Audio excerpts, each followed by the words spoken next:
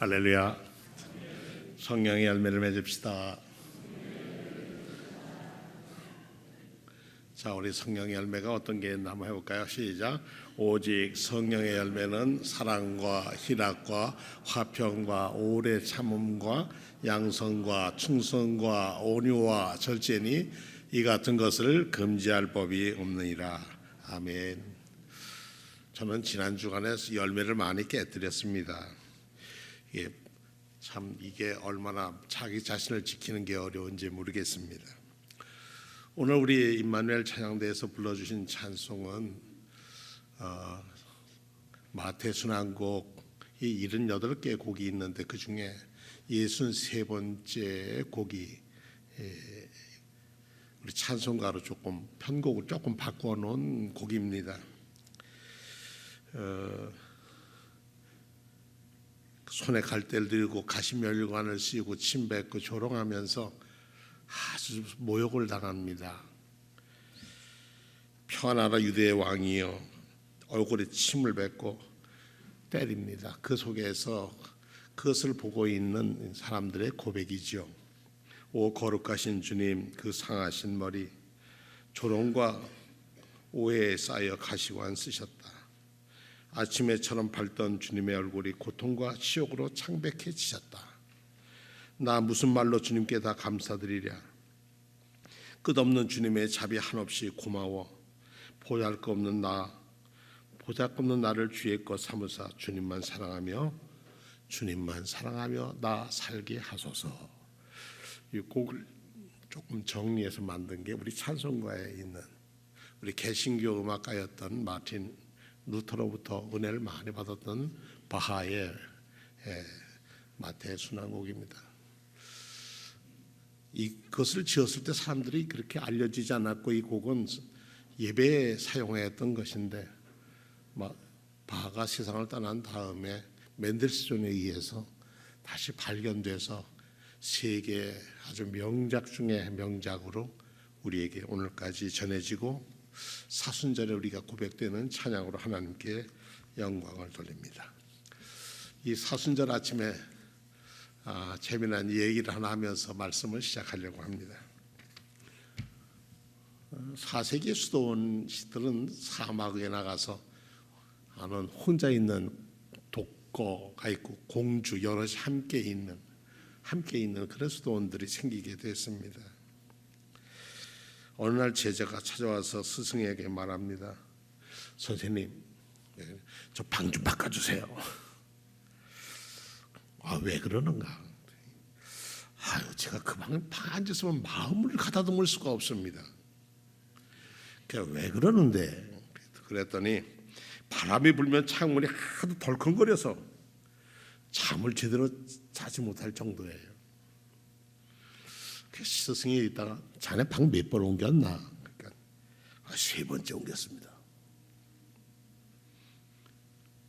그랬더니 이 스승이 이렇게 얘기를 했답니다. 그렇다면 방을 옮기는 것보다 그대의 마음을 옮겨야 하겠네. 네? 뭔 마음을 옮기라고 그래요? 그러니까 자네가 마음을 옮기지 않는다면 방을 옮겨도 마찬가지라는 것일세. 그래도 이해가 안 돼서 뭐라고요? 그럼 물었어요. 자네 생각해보게. 어미새가 알을 둥지에 두고 떠난다면 과연 알이 스스로 부화할 수 있을까? 이렇게 가르쳤답니다. 사순절에 우리 예수 그리스도의 사랑 안에 거합시다 이런 말씀을 드리면서 그리스도의 사랑 안에 거하지 않으면 우리가 새 사람이 될 수가 없고 예수 그리스도의 십자가가 우리에게 큰 능력으로 다가오기가 참 어려울 겁니다. 하나님을 사랑하는 사람들, 하나님의 뜻대로 부르심을 받은 사람들에게는 모든 것이 합력해서 선을 이룬다. 로마서 8장 28절 말씀입니다. 누구든지 자기 사는 세상에 만족하고 사는 사람이 그리 많지 않습니다. 이렇게 세상을 돌아보면 아주 정말 마음 둘 곳 없이 어디로 가자고 이 세상이 그럴까, 그런 마음도 갖게 합니다.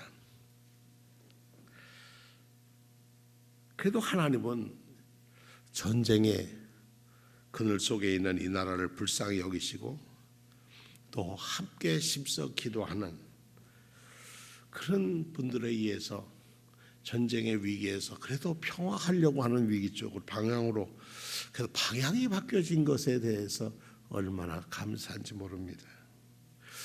북쪽에서 바람이 내리면 찬바람이 되고 남쪽에서 바람이 올라가면 꽃바람이 됩니다.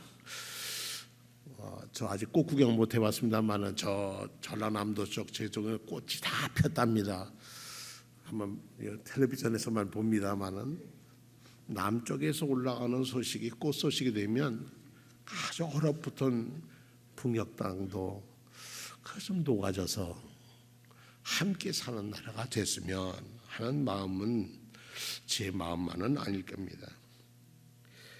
이 세상에 아주 여러 가지 어려움을, 고통을 당하고 있는 그런 분들이 있습니다. 저와 좀 친분이 있던 그림을 그리는 친구 중에 이철수라고 하는 판화가가 있습니다. 근데 이 친구가 베를린에서 아마 전시회를 하다가 시내를 다니다가 어느 동상 앞에 섰답니다. 자, 우리 좀 띄워주실 수 있을까요? 그림을요? 네, 이제 그림이 나오겠죠. 예, 독일의 작가였던 케테 콜비치라고 하는 여류 작가입니다. 1867년에 태어나서 1945년, 그러니까 독일이 망하는 것을 제대로 보지 못하고 끝났습니다. 서양 미술사를 쓴 사람 중에 뭐 여러 사람이 있습니다만은 곰브리치라고 하는 분이 쓴 서양 미술사가 그래도 학교에서도 읽혀지고 그래도 평범하지만은 많은 사람들에게 귀감이 됩니다. 근데 어떤 평론가가 따졌답니다. 선생님은 거기에 수많은 몇 수천 년 내려오면서 그냥 미술의 아름다운 뭐 조각이고 뭐가 다 이랬었는데 어찌해서 여자는 한 여류 작가는 안 넣습니까? 이게 큰 날이죠. 요즘 어떻게 여류 작가는 안 넣습니까? 이렇게 물으니까 그 사람이 마음을 먹고 다시 증보판을 낼 때 여류 작가를 한 사람 넣었답니다. 딱 한 명만 넣었답니다. 예, 참. 근데 그 사람이 케테 콜비치, 오늘 저기에 있는 저 조각에 만든 조각가입니다. 베를린 가서 혹시 보신 분이 계실는지 모르겠습니다만은 이곳이 있는 곳은 그 독일 연방 전사자 추모관에 있는 앞에 있는 길가에 있습니다. 위에가 이런 집안에 위에가 그냥 동그랗게 뻥 뚫려 있어서 비바람, 눈바람 다 밑으로 떨어지게 있고 그 밑에 좀 크게 확대 좀 해주실래요? 이렇게 되어 있습니다. 좀 잘 안 보이죠? 꼼꼼해서요. 어머니가 죽은 병사를 안고 울고 계시는 겁니다.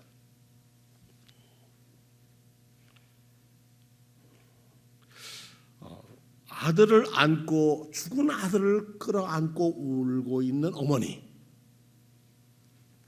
이걸 콜비치의 피에타 이렇게 얘기합니다. 그런데 여러분들 그 죽은 아들을 끌어안고 울고 있는 어머니 상이 또 어디 있냐 하면은 베드로 성당에 가면 미켈란젤로라고 하는 사람이 만든 피에타라고 하는 상이 있습니다. 제가 볼 때는 이렇게 유리도 혹시 가서 만져볼 수도 있었는데 요즘은 유리로 다 가려져서 가까이 가보지도 못합니다.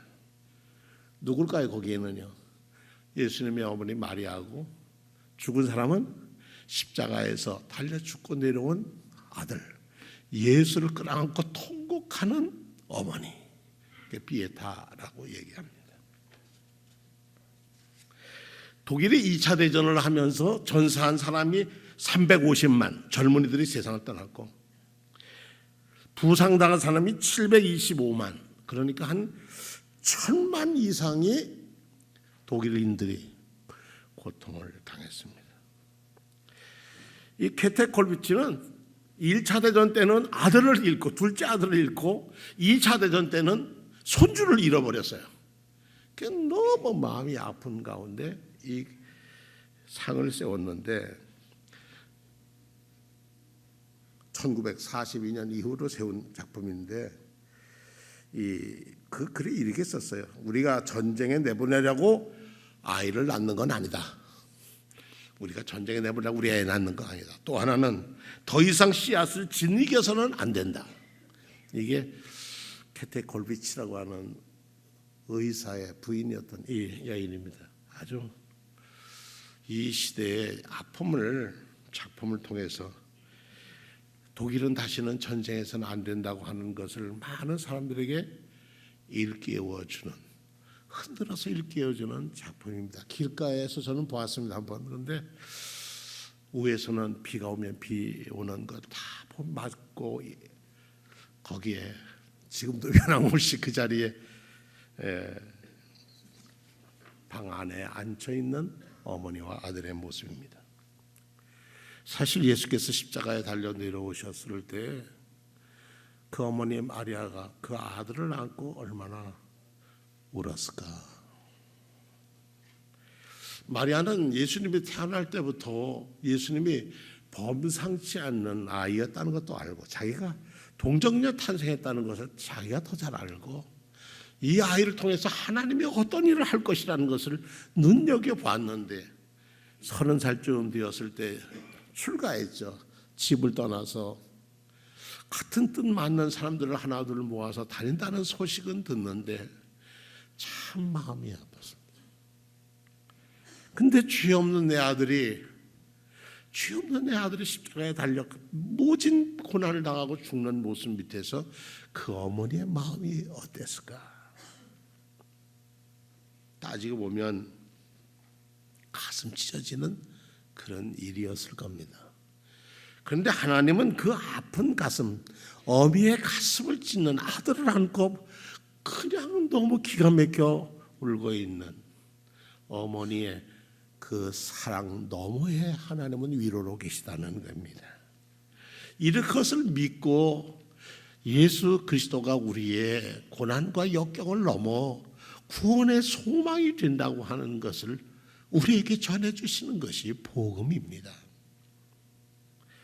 사실 연초가 되면 올해는 좋은 일만 있기를 바랍니다. 그리고 뭐 이렇게 덕담을 합니다만 어째 한 해 우리가 좋은 일만 있을 수가 있습니까?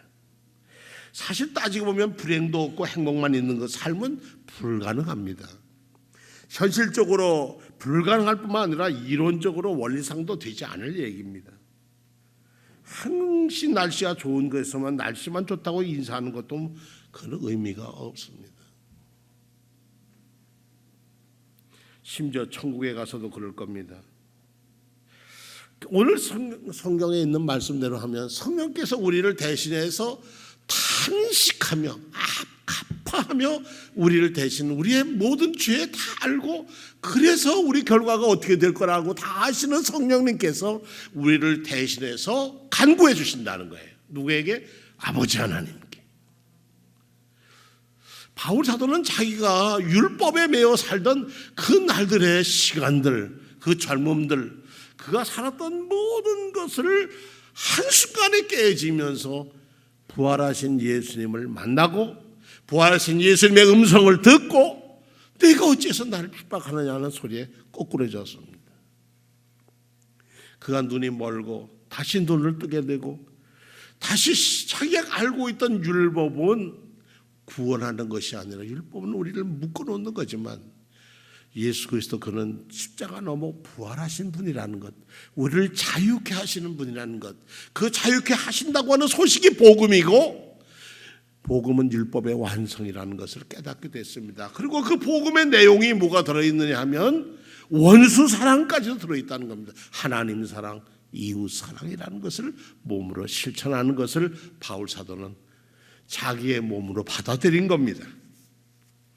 모든 일이 협력해 선을 이룬다는 바울 사도의 말씀은 역사를 주관하시는 하나님이시라고 하는 것입니다. 우여곡절을 넘어서 평안과 소원, 우리 평안의 항구로, 소원의 항구에 도착할 수 있는 길은 파도를 넘지 않으면 아니 되고 비바람을 맞지 않으면 그것에 도착할 수 없는 것입니다. 그래서 우리는 모든 것이 합력해서 선을 이룬다는 말을 하나님께서 우리가 겪는 무수한 악에도 불구하고 선의 최종적인 승리를 이룬다는 겁니다. 그래서 우리 감리교회의 교리적 선언에는 우리는 의의 최후 승리와 영생을 믿는다, 이렇게 고백을 합니다. 이 세상 살면서 참 나쁜 뉴스에 속는 분들이 꽤 많습니다. 얼마 전에 어떤 분이 카톡이 왔는데 4월 1일부터 범칙금이 많이 올라가니까 조심해라, 그런 거였어요. 근데 몇 번은 더 조심해야 한다 그러는데 이거 좀 이상해요. 그래서 제가 아무리 그래도 귀가 들어서도 범칙금 올라가면 방송에서 먼저 나왔을 텐데, 그래서 우리 장로님한테 전화를 걸어서 장로님 이거 사실이 알아볼게요. 그러더만 그런 일 없습니다. 그 날짜가 4월 1일부터래요. 4월 1일 만우절에 누가 만든 얘기입니다. 그래도 누가 그 블랙뉴스라고 하나요? 거짓 얘기를 만들었어도 저는 제가 차 운전하면 조금 빨리 가는 성격이 있거든요. 그래서 조심해야 되겠다. 그것도 제가 받아들일 만큼만 받아들이면 제가 절제하는 도움이 될 거다 생각했습니다. 우리가 이 세상 살아갈 때 신앙을 간직한다고 하면서 나에게만 잘해주시면 하나님은 오케이 이렇게 얘기하면 안 됩니다. 왜냐하면 하나님은 나에게만 잘해주고 내가 하는 것 모든 것 오케이 해주는 게 좋은 하나님이 아닙니다. 하나님은 우리의 전체를 끌어안으시는 하나님이십니다. 그래서 신앙생활에서 가장 저도 제 자신이 조심해야 할 것은 나에게 충실할 때 우리를 잊어버린다는 거예요. 나에게 매일 때 남이 보이지 않는다는 거예요. 그러면 뭐냐? 예수님도 안 보이게 된다는 거예요. 하나님 두려워하지 않는다는 거예요. 지난 금요일에 서부연의 실행위원회가 열렸습니다. 아주 잘 모여서 회의를 잘 끝냈습니다. 끝내고 났는데 그 몇 분들이 이 세상에 대한 얘기를 해주시는데 참 은혜를 받았습니다. 우리 시대와 다음 시대에 대해서 우리가 얼마만큼 관심을 갖고 투자를 해야 되고 교회에서 어떻게 돌봐야 하는가 하는 것을 당신 교회에서는 하고 있다는 거예요. 그런데 그 얘기까지 해서는 괜찮은데 그 얘기를 하면서 제 친구가 담임하고 있는 교회에서 그쪽 교회에 온 사람들이 있다 이런 얘기를 하는 거예요. 우리가 우리들 자신을 얼마만큼 생명을 구하고 일으켜 세우고 용기를 주고 그리고 그들을 통해서 뿜을 펼쳐갈 수 있도록 할 수 있는 길이 있었으면 좋겠다. 기독교인들은 하나님의 뜻이라고 하면 무조건 따릅니다. 말로는 하나님의 뜻이라고 얘기해놓고 자기네 뜻을 하나님의 뜻이냐 거짓으로 바꾸는 사람들도 있습니다. 그러니까 그냥 다 속아서는 아니 됩니다. 그래서 우리가 늘 그 문제가 있을 때마다 이것이 정말 하나님의 선하시고 기뻐하신 뜻인지를 물어봐야 합니다. 마더 데레사라고 하는 인도의 정말 어렵고 가난하고 늙고 병든 이들을 돌보던 분에게 이런 일이 있었답니다.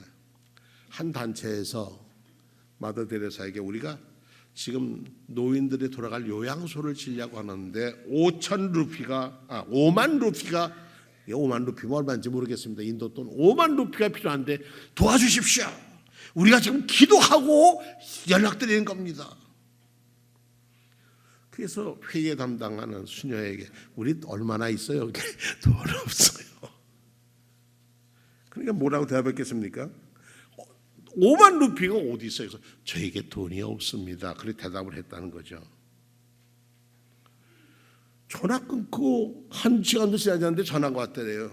여기 필리핀인데요. 예, 올해 막사이 상을 받을 사람이 누가 됐냐면 마더 데레사가 됐는데, 그리고 끝에 하는 얘기가 상금이 5만 루피라고 합니다. 그렇게 얘기하더라는 거예요. 제가 하나님만 뜻을 알았더라면 그래 도와줄게 이랬을 텐데 1시간 앞에 일을 자기가 몰라. 그래서 다시 전화를 걸었답니다. 5만 루피 생겼습니다. 근데 금방은 안 되고 돈이 오면 드리겠습니다. 그래서 자기가 받을 상을 그 단체에 돌려보냈다는 겁니다. 요즘 우리 신학계에서 존경받는 그 신학자들이 있습니다만은 유르겐 몰트만이라고 하는 독일의 희망신학을 가리키는 훌륭한 분이 계십니다. 아주 대단하신 어른입니다. 우리나라에도 여러 번 오셨습니다.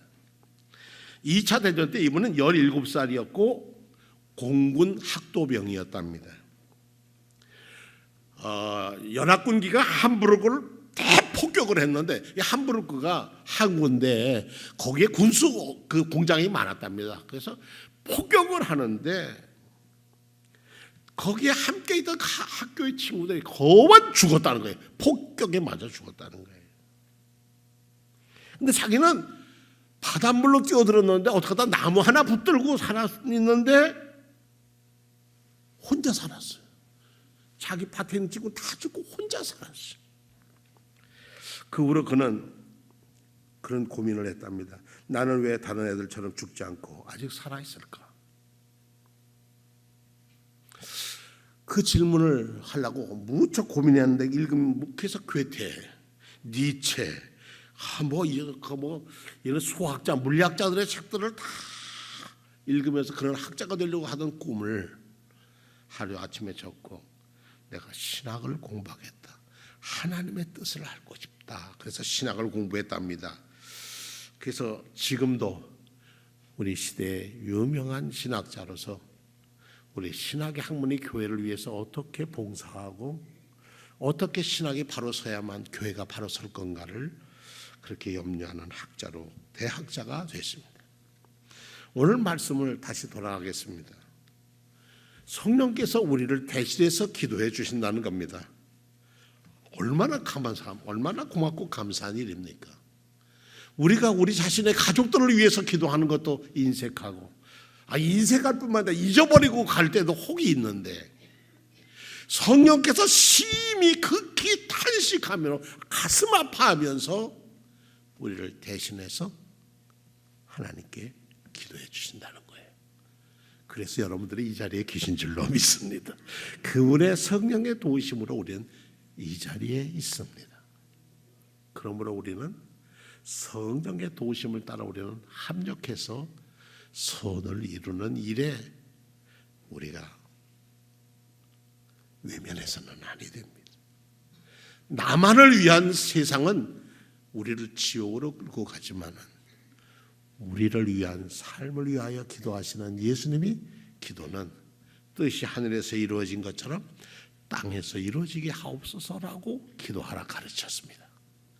그 기도를 우리 한 주간, 우리 고난주간 그 다음 주고 이 사순절 우리 아주 막바지로 돌아오는 이 주간에 오늘 찬양대가 오 거룩하신 주님 그 상하신 머리 왜 가시고 안 쓰셨을까? 그 모욕과 그 침뱉음과 조롱을 다 감당하실 수 있었을까? 합력하여 선을 이루기 위해서 오늘 구원을 이루기 위한 우리에게 구주가 되시기 위해서 감당하셨다는 겁니다. 그 감당 너머에 부활의 아침이 기다리고 있습니다. 그것은 누가? 하나님께서 예비하셨습니다. 우리 수도사처럼 방만 옮긴다고 해서 방만 옮기고 내가 속상하면 딴 데 교회 가고 뭐 어디 가고 그러면 내가 평안해질 것 같지만 중요한 것은 내 마음이 주 예수께로 돌아가는 길이 참 평안을 누리며 그 고난의 길을 함께 체험하는 길이 될 것입니다.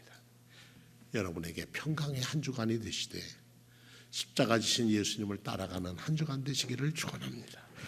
다 같이 우리 신앙 고백을 하겠습니다.